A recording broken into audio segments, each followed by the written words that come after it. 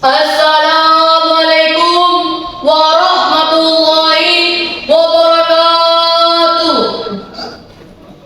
Bismillahirrahmanirrahim. Alhamdulillahirabbil alamin. Wassalatu wassalamu ala asrafil anbiya'i wal mursalin wa ala alihi wa sahbihi ajma'in. Amma ba'du. Kepada yang terhormat Bapak Kepala SMK Negeri 1 Bumi Jawa, yang saya hormati Bapak Ibu Panitia Penyelenggara Lomba Dakwah tingkat SMP, tak ketinggalan pula teman-teman sekalian seperjuangan. Pertama-tama, marilah kita bersama-sama memanjatkan puja dan puji syukur hadrat Allah Subhanahu wa Ta'ala yang telah memberikan kita nikmat sehat, sehingga alhamdulillah kita pada pagi ini dapat berkumpul dan beraktivitas seperti biasanya. Dan mudah-mudahan perkumpulan kita pada pagi menjelang siang ini Allah catat sebagai amal saleh. Amin amin ya rabbal alamin. Kedua kalinya, salawat serta salam semoga tetap tercurahkan kepada junjungan kita Nabi besar Nabi Abu Muhammad sallallahu alaihi wasallam yang telah membawa kita semua dari zaman jahiliyah menuju zaman yang penuh dengan terang benderang ini.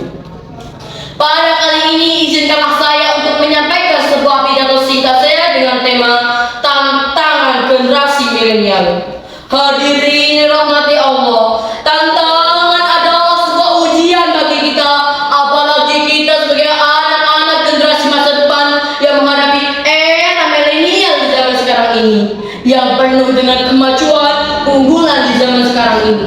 Oleh sebab itu, jadikanlah Allah Subhanahu wa Ta'ala yang Maha Kuat sebagai sumber kekuatan hidup, agar kita tidak terbawa oleh arus-arus yang serba mengalir di zaman sekarang ini.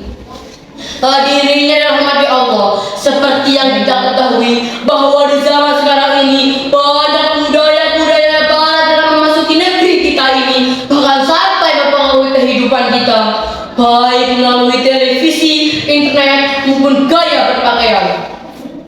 Jika pengaruh yang diberikan itu positif, maka tentu akan baik bagi kita semua. Tetapi bagaimana jika pengaruh yang diberikan itu justru negatif? Tentu saja akan berpotensi merusak kepribadian umat Islam, terutama kita sebagai anak generasi masa depan. Coba kita perhatikan, banyak juga anak generasi muda yang terpengaruh oleh hal-hal negatif. Di antaranya pakaian ketat, tawuran, bahkan sampai berzina. Na'udzubillahi min dzalik. Padahal Allah Subhanahu wa Ta'ala sudah berfirman dalam Quran surat Al-Baqarah ayat 195, yang artinya, dan janganlah kamu menjatuhkan dirimu ke dalam kebinasaan dan berbuat baiklah, karena sesungguhnya Allah Subhanahu wa Ta'ala menyukai orang-orang yang berbuat baik. Hadirin yang dirahmati Allah, kondisi seperti ini terjadi karena banyak generasi muda yang tidak berpedoman kepada agama, bahkan mungkin sedikit sekali pemahamannya tentang ilmu agama. Terkadang mereka melakukan suatu hanya sekedar ikut-ikutan, padahal agama sebagai way of life dalam kehidupan. Oleh sebab itu teman-teman, disinilah pentingnya kita menjadi generasi muda yang cerdas. Lantas seperti apa generasi muda yang cerdas itu?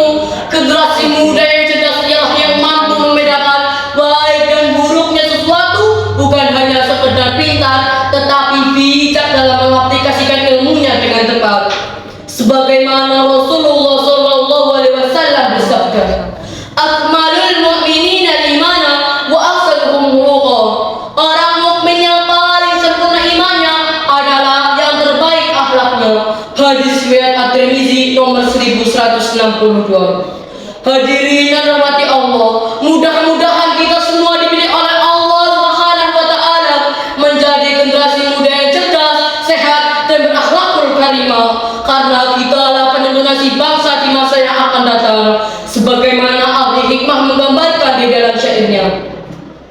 Wahai para remaja, sesungguhnya tatanulah usaha rakyat dan martabatlah kehidupan mereka. Demikian kita yang dapat saya sampaikan.